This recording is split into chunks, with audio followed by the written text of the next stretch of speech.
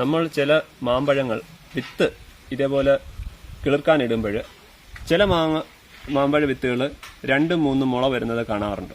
അപ്പോൾ നമുക്ക് സംശയം വരും, ഇത് കിളിച്ചു വന്നു കഴിഞ്ഞാൽ ആ മാതൃഗുണം ഇതിന് ലഭ്യമാവുമോ ഇല്ലയോ എന്നാണ്. ഇപ്പം മാവിൻ്റെ പ്രത്യേകത എന്ന് പറഞ്ഞു കഴിഞ്ഞാൽ 2 തരത്തിലുള്ള ഒരു വളർച്ചാഘട്ടമുണ്ട്. അതായത് മാമ്പഴ വിത്തിൽ തന്നെ പോളി എംബ്രിയോണിക് അഥവാ ബഹുഭ്രൂണവും മോണോ എംബ്രിയോണിക് അഥവാ ഏകഭ്രൂണവും എന്ന പ്രതിഭാസമുണ്ട്.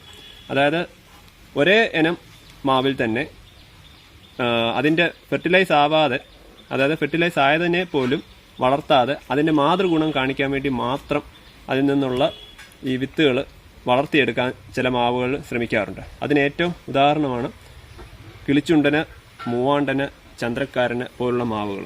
അപ്പോൾ ഇത് കിളിച്ചുണ്ടൻ മാവാണ്. അപ്പോൾ ഈ കിളിച്ചുണ്ടൻ മാവിൻ്റെ ഈ വേര് കണ്ടോ, ഇപ്പോൾ ഒരൊറ്റ വിത്തിൽ നിന്ന് വന്ന വേരുകളാണ് ഈ 2 എണ്ണം.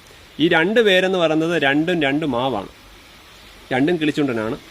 പക്ഷെങ്കിൽ നമ്മളിപ്പം ഇതേ കേസിൽ തന്നെ നമ്മൾ മോണോ എംബ്രിയോണിക്കായിട്ടുള്ള അൽഫോൺസോ ഇനം മാവ്, അതേപോലെ തോത്താപ്പുരി അഥവാ സേലം മാങ്ങ കൊണ്ടുവന്ന് കുഴിച്ചിടുവാന്ന് ഇതുപോലത്തെ ഒരൊറ്റ വേരേ കാണത്തുള്ളൂ.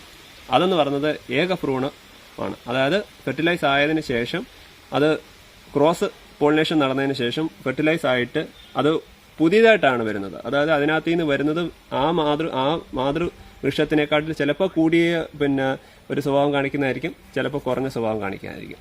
പക്ഷേ ഈ കിളിച്ചുണ്ടൻ പോലുള്ള പോളി എംബ്രിയോണിക്കായിട്ടുള്ള മാവുകളുടെ പ്രത്യേകത എന്ന് പറഞ്ഞാൽ കിളിച്ചു വരുന്ന മാവ് ആ കിളിച്ചുണ്ടൻ മാവ് തന്നെ ആയിരിക്കും.